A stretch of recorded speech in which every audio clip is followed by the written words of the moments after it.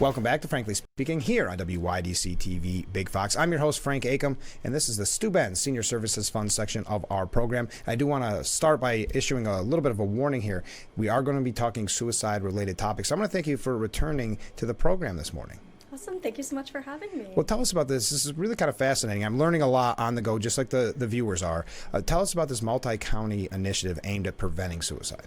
Yeah, so this multi-county campaign is being put on, or was put on, by Pivotal Health Partnership, which is essentially just a non-for-profit group that helps charter all of the regional local health departments.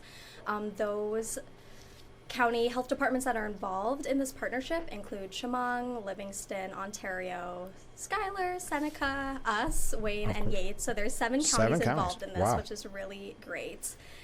This initiative is modeled after the 988's hashtag Be the One To campaign. And it targets at-risk populations in our local areas. And for us, based on our data and working with our prevention coalitions, those populations include first responders, older adults, men, and veterans. Oh my goodness. And this has become quite a topic, not even recently, but since COVID and kind of the depression, you hear about it in the news a lot. So this could not come at a more perfect time when so many people are dealing with these thoughts. But what's interesting about this, and correct me if I'm wrong, it's not so much focused on the individual like so many campaigns are. It's focused on more than that. Yeah, this campaign, in contrary to your regular suicide prevention campaigns, when we want to connect with the individuals that are experiencing mental health struggles and maybe having thoughts of suicide. This campaign aims to empower those around those individuals, so family, friends, colleagues that might know someone that's struggling, and basically give them some tools that they can utilize to connect with those individuals and help them get through those mental health struggles and prevent them from ending their lives. Sure. Now, I know we've talked in the past with numerous people on this program. There is a stigma when people are dealing with mental health issues like this. Have you found that there's a stigma with people surrounding, like the loved ones and the family members and the friends? Is there a stigma there that they're not sure how to address the person dealing with these thoughts? Yeah, as it is with what you just mentioned, the stigma around the individuals that have mental health issues and struggles. There's a lot of stigma around how people should be reacting. Right. And honestly, there's no one way. Right, yeah. Which is important when I go into this campaign, because just as mental health isn't one size fits all, the recovery and the help process and the actions that people need to take, those people around the individuals with mental health issues, is also not one size fits all. Sure. And a lot of people, which is why this campaign is so important, like you said, a lot of people don't know how to respond. They're afraid to respond in the wrong way, make it worse, lose that connection with that individual for trying to help. But these tools are backed by professionals, by the science, and should be really great tools to utilize when it comes to helping individuals that have those needs. What are some of the actions for people watching this who are maybe concerned, or they're thinking, how can I help someone that I love, someone that I know, a coworker, like you said, is really anybody. What actions should they be taking? Yeah, so I'll go by the framework of this campaign. So there are 5 action steps that the Be the One To campaign goes over, and all of them basically encompass, being the one to make a difference. So the first step is to be the one to ask. Asking the question, are you thinking about suicide, communicates that you're open to speaking about suicide in a non-judgmental and supportive way. Contrary to popular beliefs, studies actually show that asking individual up front, are you thinking about suicide, does not increase more suicidal ideation or suicide completions. In fact, it may reduce it rather than increase it, because you're coming at them in a very direct way. But not an aggressive way. Not an aggressive way either. And it also helps the individual that's helping. Asking direct and concise questions is important to getting those full answers that you need to take the next step. So first step, be the one to ask if they're thinking about suicide or thinking about harming themselves. The second one is be the one to be there. This can mean being physically present with the individual, speaking with them on the phone, or showing support in another way to that person in that moment. It's an important step to take, especially after you've just asked that question, Sure. to make sure that they are safe and they know that somebody is there to kind of help them through that process, Sure. and they're not alone in that moment. And it feels like that's something maybe based on your relationship with a person, which you will know is the best way to handle that, right? Whether it's Yes, just yeah. come over or you come to my, whatever the case may be. Yeah, if you're with them, if you call them, text Sure. them, again, You'll that know. close friend, family member, colleague of that individual will know Mm-hmm. what that person, what the norm is, what's the most comfortable for Sure. them in that moment. So be the one to be there. Mm-hmm. The next step is be the one to help keep them safe. Okay. So it's good that everyone is all on the same page after you've asked them, after you've had that initial conversation of if they are experiencing suicide, and if that answer is yes, and you've determined that it is indeed being thought about. It's important to establish immediate safety for the person. Okay. Like, where are they? Do they have access to certain substances Sure. or items that could be dangerous to them? Mentally, emotionally, are they okay? So being the one to keep them safe. If you have to move them to a different area of the house, like maybe Sure. go sit outside, things of that nature. Keeping them, their physical and emotional environment as safe as possible. Sure. And again, that's a really difficult thing to Right, do. right. So that step might look different for everybody. And you're doing your best. Like you Yes, can't think exactly. you can't think you've always got to come in with a mindset that what you are doing is the right thing here. Yes. Right. And the last step is to help them connect.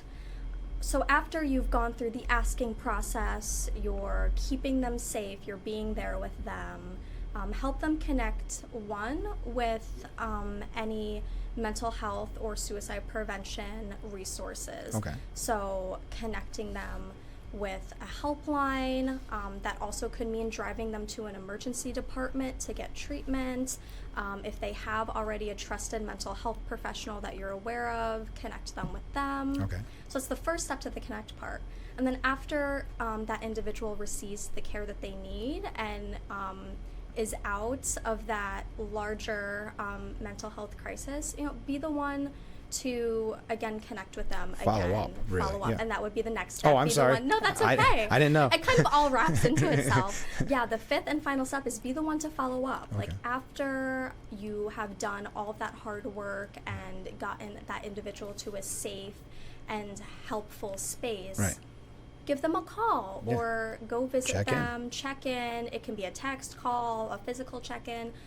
But again, that continuous connection has been proven to increase the likelihood that the person feels safe and secure and reduces the likelihood of another suicide attempt or suicidal ideation. Sure, because you don't want to go through this and get this person on the right track and then just leave them be. I mean, that seems like that'd be the worst thing that you could do, to ignore them after Yeah. the fact. And I will say, like, following up can be very difficult. Yeah. So I do want to emphasize that for the people that are doing or are being the one to be with this person, Right. to also prioritize their own mental and physical safety. Mm-hmm. This can be a very emotionally, mental, and physically taxing thing Of course. to help somebody, especially if it's a close loved one or a friend. Like it's hard to see people in those moments. So I would encourage anyone that is Yeah. or has gone through these steps Mm-hmm. or any other way of helping someone Right. in a mental health crisis to take the time to check in with themselves, take a moment to assess if you're okay, if you're all right, before that follow-up process. And again, this campaign and these steps are 5 steps, Yeah. but I believe that this kind of recovery and mental health is a lifelong process. It's not like, okay, 5 steps and you're done. Right. For either the person that's experiencing the mental health struggles or their support systems. So it's something that's really important to kind of work through all the ebbs and flows of the process, no matter what that looks like for somebody. And what's kind of interesting about this, and I was thinking of this as you were talking about it, so that 7 counties was each specialized, because you had who you're focused on in our campaign in Steuben.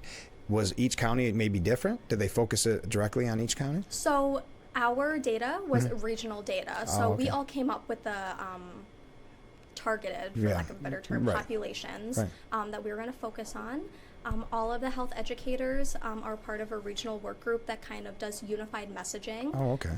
So in terms of social media PSAs, we created those together. Okay. So if you go on Ontario or Skylar's Yeah. Instagram pages and ours, you'll see pretty similar social media posts when it comes to the Be the One To campaign. We Okay. created those together. And then depending on the county, they did interviews like these, more PSAs. Some are planning or have done some community events, some forums. Okay. So What is- it varies county to county. And what has the reaction been overall? Very positive? I think it's been very positive. That's great. I've been very happy, at least with Steuben. The feedback and the reactions we've gotten from any of our mental health posts. I'm really happy to see people course. asking questions, sharing resources, and showing support for good mental health. And if someone's struggling, getting them the help that they need. So I think our county is doing a really great job That's at great. working on reducing that stigma and sharing important information with each other. Well, it seems like each time I have someone on the program that speaks about getting help, whether it's for PTSD, for suicide, drug abuse, someone reaches out to me and says, thank you so much for having that guest on. So I think it's important before we go, if someone's watching this and they know a loved one, a coworker that's struggling, and they know that they have that feeling they're struggling, how can they find out more? What should they do?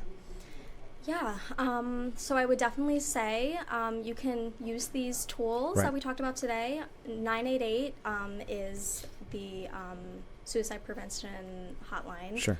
You can call them, and they would be more than happy to walk you through what the next best steps are. We have a bunch of great preventative services and community health services here in Steuben. Right. Please go and call them. They will also be more than willing to walk you through that process, and then they will work with you on the best next steps to take with that individual that you are trying to help through a crisis. Well, thank you so much for doing this, because it sounds like such an important campaign, and I'm glad that you could come in this morning and talk to us about it. Awesome. Thank you for Let's having do it again me. soon, okay? Yes. All right. We'll be right back with Frankly Speaking. Stay with us.